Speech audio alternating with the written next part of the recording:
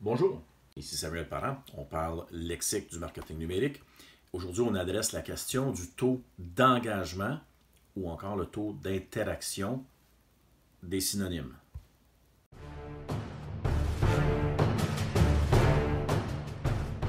Comme je mentionnais, le taux d'interaction et le taux d'engagement, ce sont des synonymes l'un pour l'autre.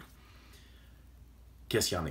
On calcule le nombre d'interactions, donc des actions individuelles, et on divise ce total sur le nombre d'impressions. C'est comme ça qu'on arrive à notre taux d'engagement ou encore notre taux d'interaction. Où est-ce qu'on va chercher ça? Des interactions ou des engagements?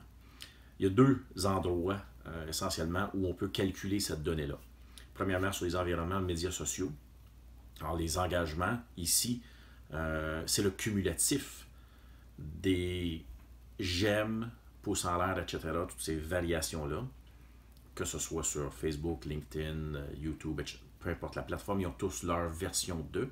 Donc, j'aime, commentaire, partage, et sur certaines plateformes, on compte dans le taux d'interaction le nombre de clics.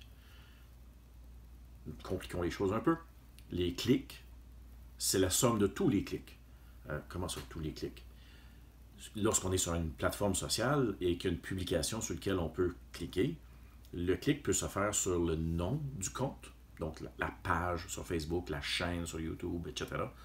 Alors on clique et on se retrouve sur la page du compte en question. Ou encore, ça peut être sur un des liens dans la publication. Alors, c'est deux types de clics différents. On s'entend qu'une personne peut uniquement cliquer sur un lien à la fois, quittant la page, et lorsqu'il revient, mais c'est une nouvelle impression, etc. Alors ça, c'est pour les médias sociaux. Pour la publicité d'affichage enrichie, quand on parle de publicité d'affichage enrichie, on veut dire du créatif dans lequel il y a des éléments, alors soit une méga bannière, un babillard, 970 par 250, dans lequel on peut retrouver des vidéos ou des recettes ou des éléments, des contenus additionnels sur lesquels on peut cliquer et consulter sans nécessairement quitter la publicité. Alors, toutes ces actions-là, ces clics individuels, compteraient comme des taux, comme des engagements ou des interactions. Alternativement, la publicité, elle, peut être extensible. Donc, soit elle s'extensionne vers le bas ou vers la droite, selon son format. Alors, déjà, l'extension, le geste d'extensionner la pub, c'est une interaction.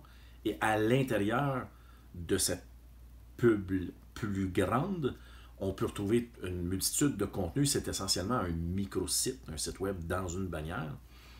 Et tous les gestes et comportements à l'intérieur de la pub avant qu'on clique pour quitter la publicité vers une destination ailleurs, tout ça, ce sont des interactions. Alors, on va vouloir calculer tout ça. Compliquons les choses un peu plus. Particulièrement en publicité d'affichage enrichi, mais aussi dans la publicité sur les médias sociaux, on veut s'assurer de toujours calculer notre taux d'engagement de la même façon.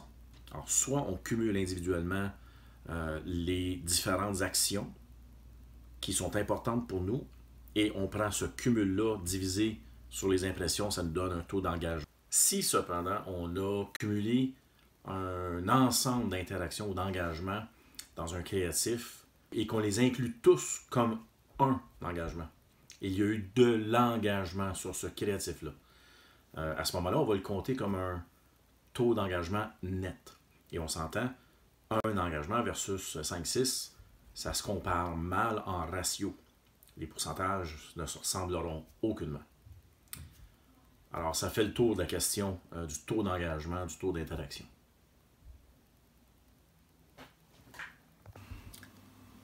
Alors voilà, j'espère que c'est plus clair comme concept. S'il y a d'autres terminologies, concepts ou mots du marketing numérique qui vous posent des défis ou qui ne sont pas hyper clairs, n'hésitez pas à les laisser dans les commentaires ici-bas.